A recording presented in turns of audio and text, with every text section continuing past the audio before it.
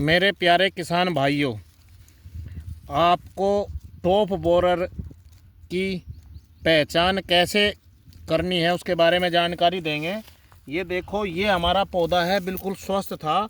और इसकी ये जो पत्ती है साइड वाली, इसमें देखो छिद्र हैं। ये जो हमारी मध्य सिरा है, इसके दोनों सिरे, दोनों तरफ छिद्र मिलेंगे। एक ये रहा, एक ये रहा, एक ये है, एक ये है, और ये देखो एक इधर है।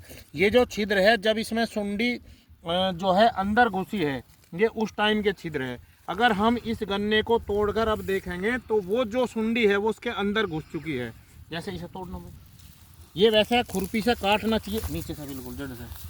तो इसे जब हम इसे नीचे से निकाल लेंगे ऐसे, देखो। और इसमें एक और है, ये देखो, ये पायरिला के अंडे हैं। पायरिला के अंडे ऐसे जैसे कॉटन होती है ऐसे लगे रहते हैं। ये पायरिला जो है, ये इसमें यहाँ जब इस पर ऐसे पैर मारोगे तो बहुत बारीक बारीक से उसमें ये उड़ता नजर आएगा। आगे से उसकी लंबी चोंच होती है उसे पहचानने के लिए। ये उसके अंडे हैं।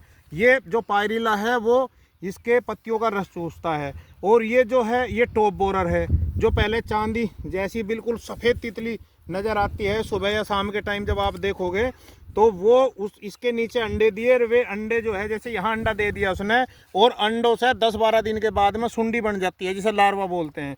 और वो सुंडी जो है, जब वो सुंडी बनती है, यहाँ से धागा जैसे छोड़ती है वो, और उस पर लटक कर वो इसके अंदर ऐसे यहाँ के अंदर चली जाती है वो सुंडी। ऐसे ही ये जो अंडे इसमें देती है, यहाँ अंडे जैसे 50 अंडे, 28 से 50 के करीब अंडे देती है, और वो 4-5 जगह देती है। उनसे सबसे सुंडी बनती है। और वो जब सुंडी जो एक राल सी छोड़ के और नीचे जब लटकती है, तो जितने भी हमारे इसमें पौधे हैं, वे जो सुंडी इसके अंदर गिर जाती है जाकर, उन्हीं को ही वो प्रभावित कर देती है। और कुछ सुंडी सीधी नीचे ज़मीन पर गिर जाती है, वो ख़त्म हो जाती है। तो देखो, इसमें यहाँ जो तितली ने अंडे दिए थे टॉप बोरर की, तो उसमें क्या हुआ कि ये जैसे मैन पौधा था इसका, इस पर उन्होंने अंडे दे दिए, और यहाँ से लार्वा या सुंडी बोलते हैं जिसे, वो 10-12 दिन बाद में बनी, और वो नीचे ऐसे लटके यहाँ से। तो देखो, इस पौधे के अंदर घुस गए, वो इस पौधे के अंदर भी घुस गए, देखो, इसे भी प्रभावित किया। और एक इस पौधे के अंदर घुस गए, इसे भी प्रभावित किया। और एक ये हमने तोड़ा है, इसको भी प्रभावित किया। 1 2 3 4 5, मतलब यदि 5-6 पौधों को प्रभावित किया है। अब इसे सुंडी को हम देखेंगे कैसे, कि ये देखो पौधा बिल्कुल स्वस्थ नज़र आ रहा है। ये अंदर चली गई, अंदर गई। तो इसमें देखो कि ये सुंडी जो है, हमें ऐसे तोड़ना नहीं चाहिए था, हमारे पास में यहाँ काटने के लिए वो नहीं था। तो ज़मीन की सतह से, जो ये ज़मीन की सतह है, इसमें 1 अंगुल नीचे से काटना चाहिए से।